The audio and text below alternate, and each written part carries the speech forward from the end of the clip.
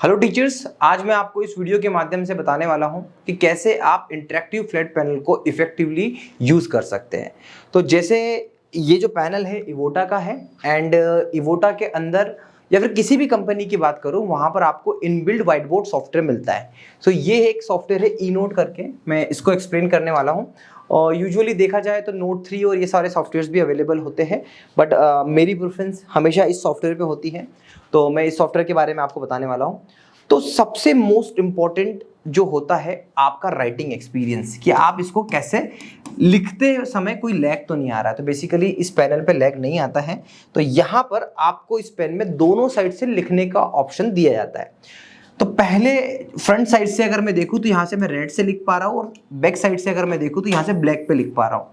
तो जब आपको फ्रंट साइड और बैक साइड चेंज करना है कलर, तो ये दो ऑप्शंस आपको दिए हुए हैं, राइट। यहाँ से आप कलर चेंज कर सकते हैं। इसके बाद में यहाँ पर आप देखेंगे कि इस साइड से आपको एक पेंसिल से लिखने का ऑप्शन है, उसके बाद में दूसरा ऑप्शन है आपको ब्रश स्टाइल में लिखने का ऑप्शन है।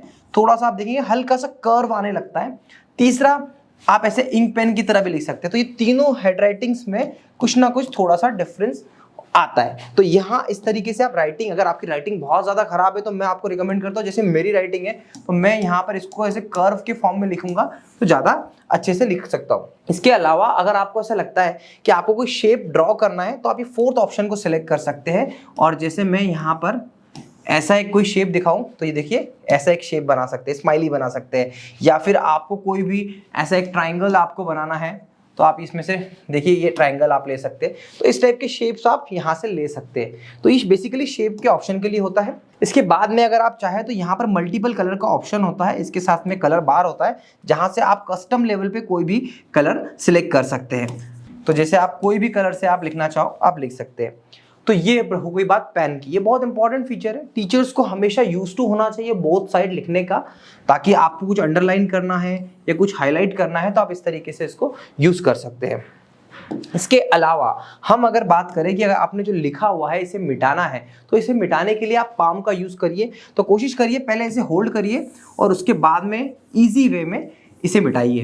यूजुअली पढ़ाते पढ़ाते आपके हाथ में स्वेटिंग होती है, तो कोशिश करिएगा गीले से ना करें, ताकि लिखने में थोड़ा सा एक्सपीरियंस खराब होता है। तो सूखे हाथों से कर सकते हैं। अब जैसे आपने जो शेप बनाए हुए हैं ये आपके पाम से मिटेंगे नहीं। तो बेसिकली आपको ये एक सिलेक्ट का ऑप्शन होता है जिससे आप ये ऐसे सिलेक्ट करके इनको डिलीट कर सकते हैं। डायरेक्टली आप इस एलिमेंट्स को डिलीट कर सकते हैं। तो हमने मिटाने का तरीका, और एक और तरीका होता है जैसे आपने यहाँ पे मिटाने का एक और तरीका होता है, जैसे आपने यहाँ पे कुछ ना कुछ ऐसा लिख रखा है, आप चाहे तो क्लियर ऑल कर सकते हैं। तो ये इरेजर और क्लीन ऑल और पेन, ये ऑप्शन तो आपको आई होप क्लियर हो गए होंगे।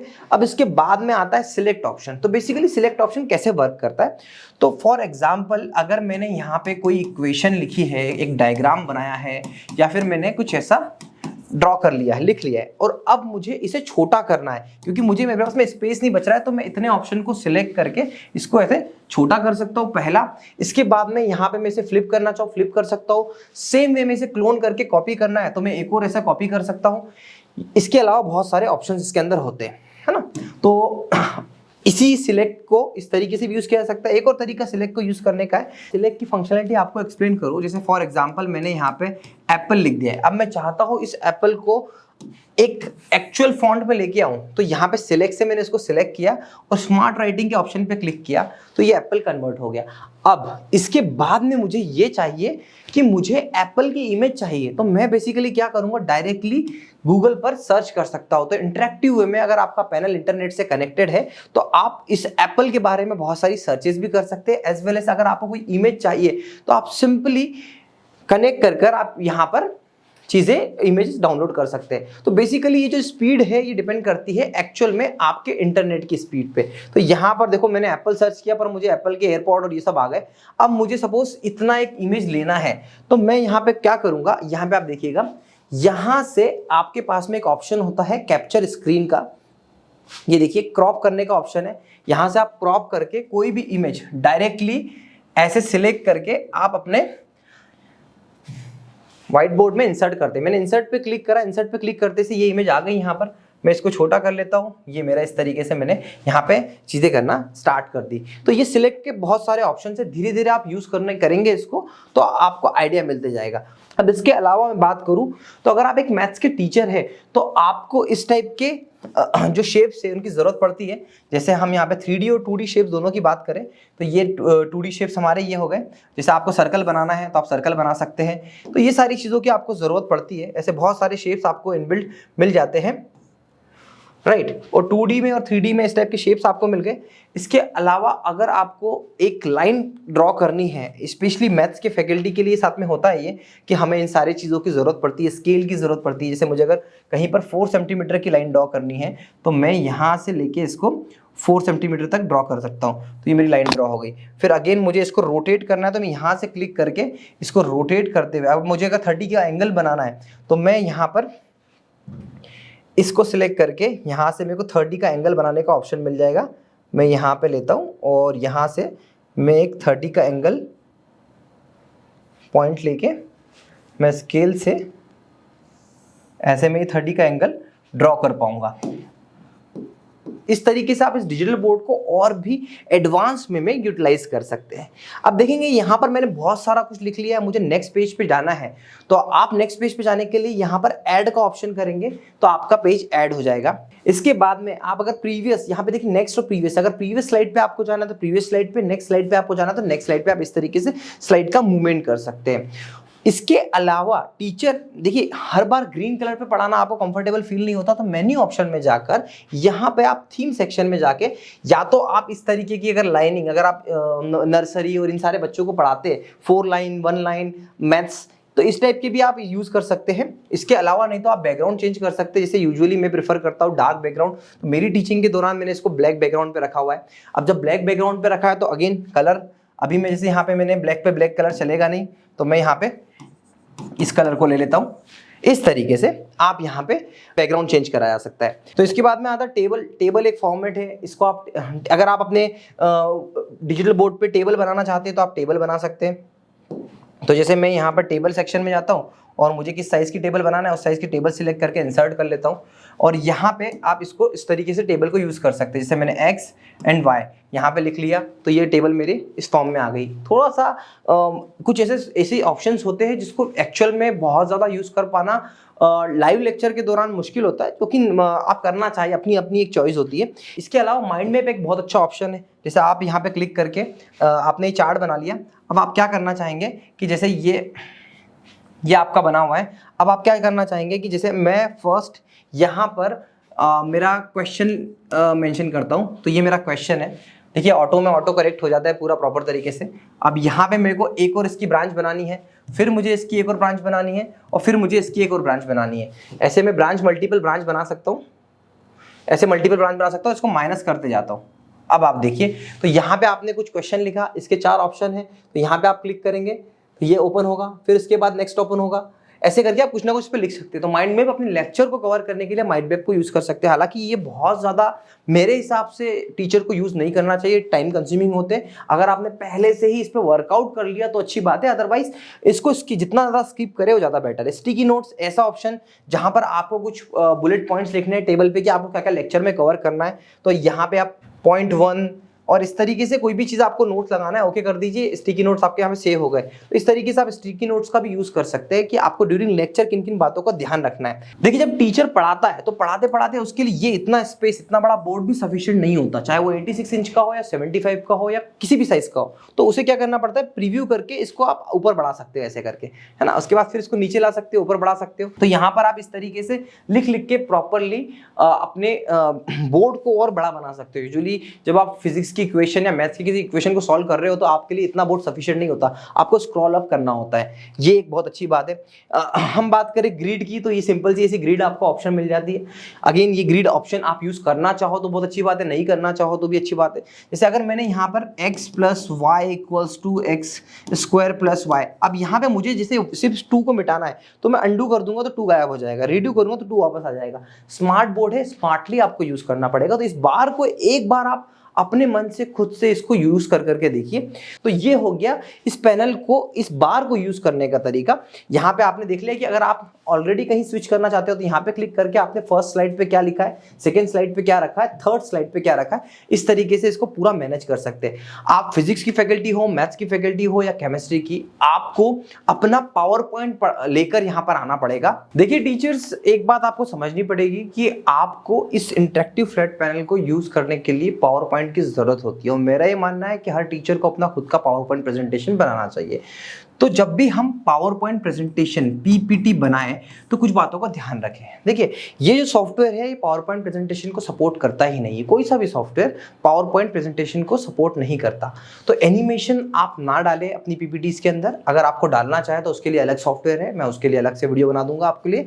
बट अभी आप समझिए, इस पीपीटी को आप सेव करिए पीडीएफ के फॉर्म में, और एक बात का ध्यान रखिए, जो आपकी ये पीपीटी है ये एचडी क्वालिटी में होनी चाहिए, जिसका जो होना चाहिए 1920, जो रिजोल्यूशन होना चाहिए 1920x1080। जब आप ये इस तरीके से पूरी पीपीटी बना लेते हैं और पीपीटी को पीडीएफ में कन्वर्ट कर लेते हैं, बहुत आसान सी प्रोसेस है। डायरेक्टली आप जब सेव करने का ऑप्शन आता है तो पीडीएफ सेव ऑप्शन आता है, आप सेव कर लेते हैं। तो इसके बाद में जो भी आपकी फाइल आती है उसे आपको अपनी एक पेन ड्राइव में डालना है। कोशिश करिएगा पेन ड्राइव 16 GB की पेन ड्राइव या 32 GB की पेन ड्राइव यूज करिएगा।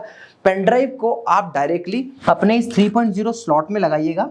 देखिए, लगाने के बाद में आपको मैं बता दूं, सबसे पहले आपको जाना है अपने होम सेक्शन में। होम सेक्शन में जाने के बाद में जैसे ही आप पेन ड्राइव लगाते हो तो देखो ये मेरी पेन ड्राइव आ चुकी है। अब इस पेन ड्राइव के अंदर मेरी ये 1920x1080 पीडीएफ ये इसके अंदर आ चुकी है, मतलब यहाँ पे पेन ड्राइव के अंदर मैंने सेव करके रखी। अब मैं अपने व्हाइट बोर्ड एप्लीकेशन पे जाऊंगा, मेन्यू के अंदर जाऊंगा। मेन्यू के जाने के बाद में मैं इंपोर्ट सेक्शन पे जाके यहाँ पे देखिए 4 ऑप्शन है, इमेज, पीडीएफ, एसवीजी, आईडब्ल्यूबी। तो आपको पीडीएफ ऑप्शन सिलेक्ट करना है। उसके बाद में आपकी पेन ड्राइव, यहाँ पर पेन ड्राइव के अंदर ये ऑप्शन आपको शो हो जाएगा। आप जैसे ही ओके करेंगे, जितनी भी पेजेस की आपकी पीडीएफ होगी 1920x1080 की आपने पीडीएफ बनाई होगी, वो सारे के सारे पेज एक बार में इंपोर्ट हो जाएंगे। थोड़ा समय लेते हैं इंपोर्ट होने में, तो इसलिए लेक्चर से पहले ये मान के चलिए कि आप 10 मिनट 15 मिनट पहले ही ये प्रोसेस आप करके रख लीजिए। थोड़ी सी प्रोसेस है जो आपको एक बार लेक्चर से पहले कर लेना चाहिए। देखिए, तो ये मैंने मेरी सारी जो पीडीएफ थी वो यहाँ पे स्लाइड के फॉर्म में आ चुकी है। अब आपको एक टास्क और करना पड़ता है, क्योंकि ये बाय डिफॉल्ट इसका ऑप्शन नहीं है, तो आपको हर पीडीएफ को ऐसे नेक्स्ट करके आपको इसको फिट टू स्क्रीन करना पड़ेगा। जैसे मुझे ये करना पड़ रहा है, यहाँ पे मैं इसको ऐसे फिट टू स्क्रीन करूंगा। तो जैसे देखिए, ये हमने इस तरीके से आपको सारी स्लाइड्स करनी पड़ेगी। ये बोल सकते हैं कि इस सॉफ्टवेयर का बग बोल सकते हैं, बट हाँ ये एक नीड है इसकी। तो आपको फिट किसी भी कंपनी में आपको ये करना ही पड़ता है। अब इसके बाद में इस पर जैसे आप कुछ भी लिख के एक्सप्लेन करना चाहे या फिर कुछ भी ऐसे कुछ करना चाहे, इसके बाद अगर आपको पढ़ाते पढ़ाते इसे छोटा करना है तो ऐसे अगेन आप सिलेक्ट ऑप्शन से क्लिक करके छोटा करके पढ़ा सकते हैं। आप इस पर जो भी लिखना चाहे आप लिख सकते हैं।